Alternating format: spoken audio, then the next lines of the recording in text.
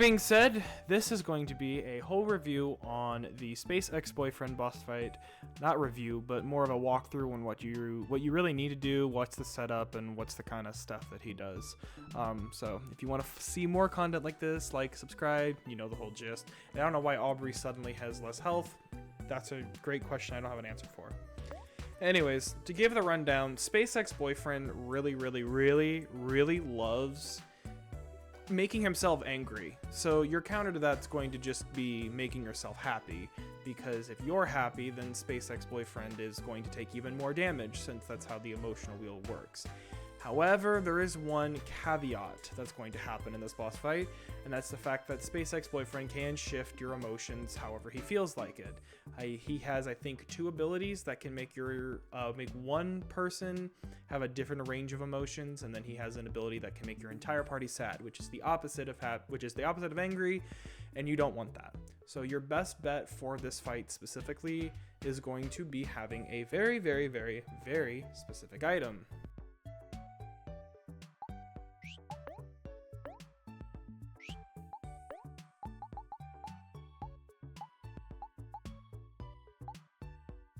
Confetti. It makes your whole entire party happy. You want this because you want your party to be as happy as possible. It is your best bet for being able to beat this fight. Now, since Angry also makes the character have lower defense, we're going to be using a rubber band. I think probably going to use it like twice, and the rubber band will lower the person's defense. The only boss fights, or the only kind of people this doesn't work on, are those who get inflicted with sad, because they tend to just already have an ungodly high amount of defense. But luckily for us, we will not be having that problem here, since Space Ex-Boyfriend is normally always angry. This fight setup is really not that hard, but in case you need to see, I will also show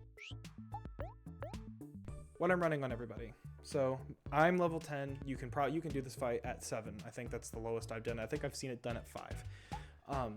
I did this fight at 10. These are the items I have. I just do every encounter when I see it, and then I move on. I don't really level grind, and I collect all the treasure chests that there are. The builds that you really run on people. It's a very simple game. It's not very hard with those kinds with advanced building.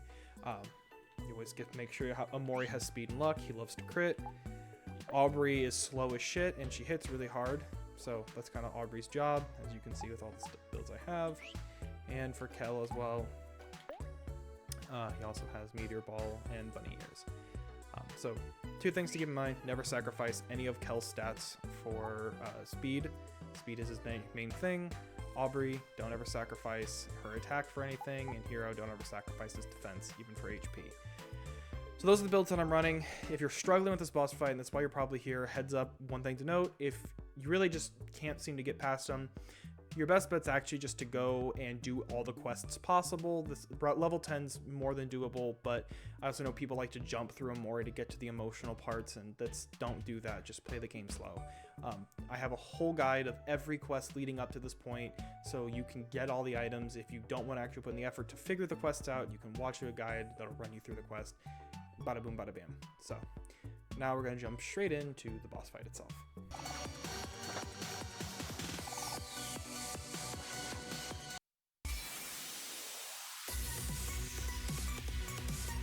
Similarly to almost every Omori boss that you're going to run into, it's just going to be throwing most of your most broken abilities at him for like the first few turns. Now, here's the thing. Aubrey's headbutt really won't do well unless she's angry, and she won't get angry this fight, but it still can do decent damage. It's one of her better abilities. Also, don't forget, Kel should always be using running gun, and Hero will mostly just be stuck on heal support. Actually, it's not a bad idea to have him use charm here, because what'll happen if Hero uses charm is he'll be the one always taking damage, and Hero's a tank. So if anyone gets inflicted with status ailments, it's just going to be him, and that's kind of all you really want. I'm not going to talk too much until there's an important part for me to talk about, so you guys can just enjoy the fight.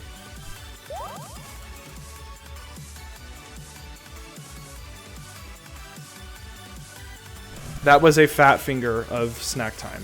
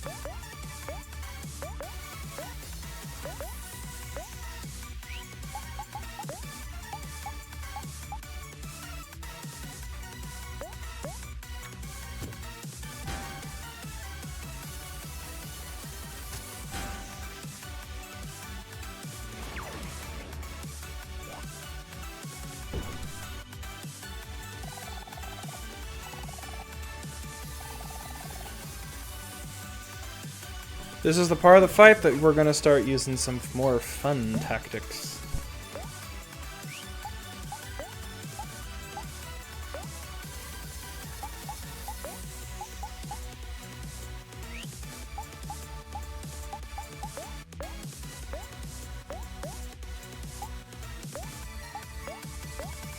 Now the thing is that you really want Hero to be the one using the rubber band, because Hero's the support character, and, well, I think that kind of just speaks for itself. He's a support character, he kind of doesn't do any good damage, and he just kind of tanks.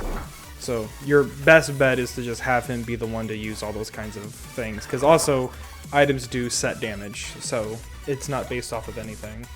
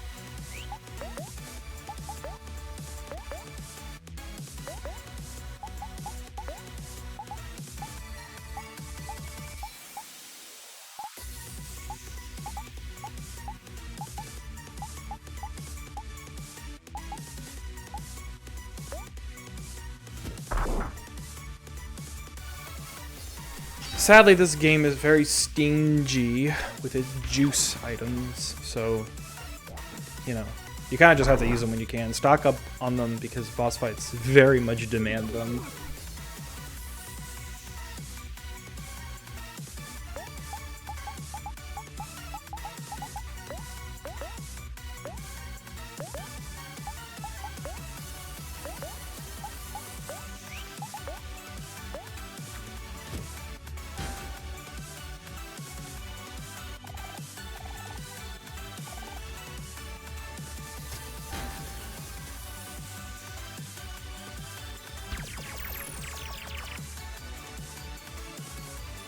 This is the part of the fight that can be a little annoying, because he really loves to kind of... That move can, unfortunately, inflict sadness on some people, so you can get a little RNG screwed with that, but normally by the time of the fight you should have 10 in your friendship meter, and you can just do this.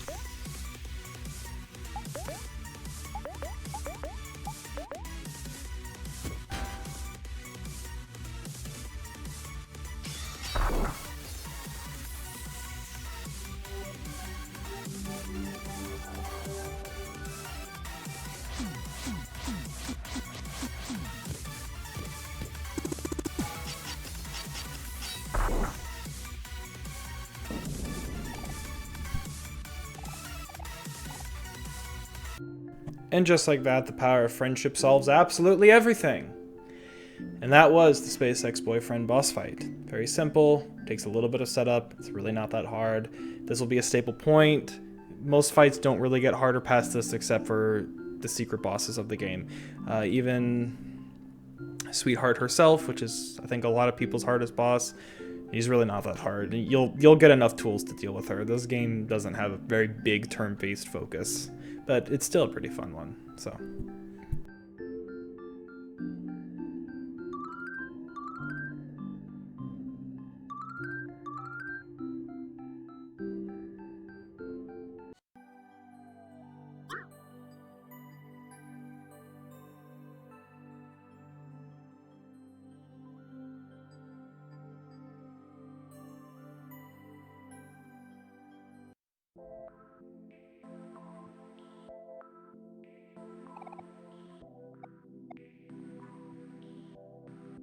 Fun little tidbit, actually. If you go over here, you will actually find out that you can interact with SpaceX Boyfriend as he eats snow cones with his crew.